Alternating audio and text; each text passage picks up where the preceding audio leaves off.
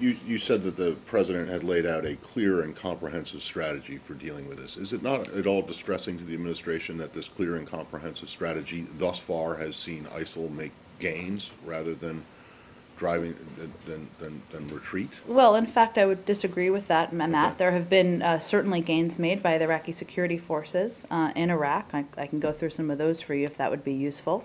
We've said from the beginning, and the president has said from the beginning, that this would be would not be overnight, that this would be a long-term effort. And certainly I outlined, as I just outlined, there are some strategic objectives that we're focused on. We've gone after refineries. We're going after strategic locations. And let me just tick through these, and then we can go to your next question. Some of our successes we've seen on the ground by the Iraqi Security Forces. One moment.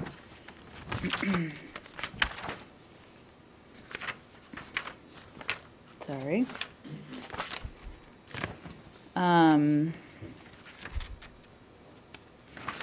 Well, I'll find these. Okay. Sorry, I wanted to highlight them because that does not at all mean that, Matt. There have been the Iraqi security forces have pushed back and regained territory, and I just wanted to list through those, but I'll find them before we end the briefing. Go ahead. Okay. But you say that, clearly it's this isn't going to be an overnight campaign, regardless of whether it's clear and comprehensive or not. But overnight, Kobani almost fell, and by tomorrow may be in ISIL's hands. And so, I just don't know how.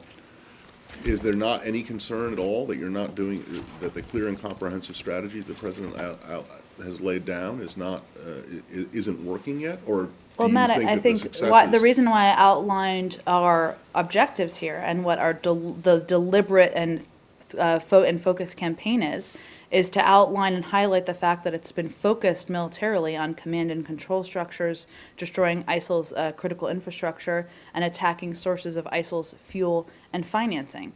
And certainly, we're undergoing airstrikes in a range of places, including in the neighborhood. The Turks said a couple days ago, various Turkish leaders said that they would not allow Kobani to fall, or that they would prevent it from falling. Is that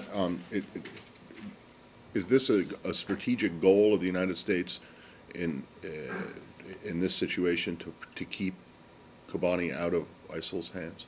Well, certainly no one wants to see Kobani fall, but our primary objective here is preventing ISIL from gaining a safe haven, and we're going after those specific structures that I mentioned. So does that mean that the administration believes that the fall, if Kobani falls, it wouldn't be a disaster? I mean, you could live with it? Well, I'm certainly not saying that, Matt, but I'm saying that obviously our objectives and our focus strategically is on, as I outlined, command and control structures, oil refineries, and that's where we're taking our military action. But we would not have taken the range of military strikes we have taken, including overnight, if we did not want to support and defend the area. Let me just outline now the specific. Okay. So one, as we all know, and many of you reported, Kurdish forces, with the support of Sunni tribes, retook the Iraq-Syria border crossing at Rabia last week, which fell to ISIL in June.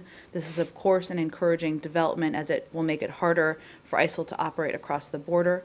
There were also reports within last week that Iraqi security forces working in conjunction with Sunni tribes have pushed back against ISIL in the town of Duluyai. I don't know how to say that name, but I will have you all pronounce it as you report it. Go ahead. I'll take your word for it. But they're also, getting close to Baghdad.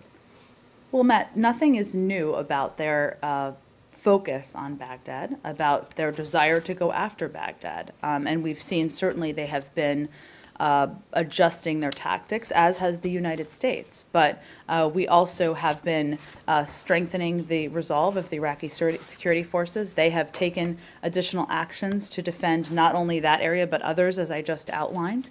And, we don't feel that their desire to go after Baghdad is particularly new. Well, but presumably, if you're not okay with ISIL taking Kobani, you're not okay with them even you wouldn't be okay with them even approaching Baghdad, right?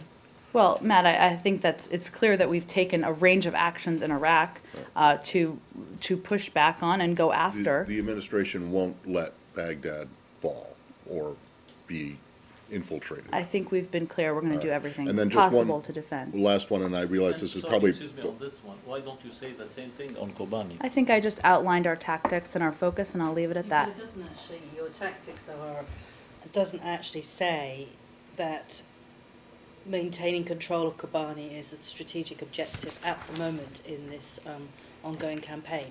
I think I'm gonna leave it at what I outlined as our strategic goals in Syria. So Kobani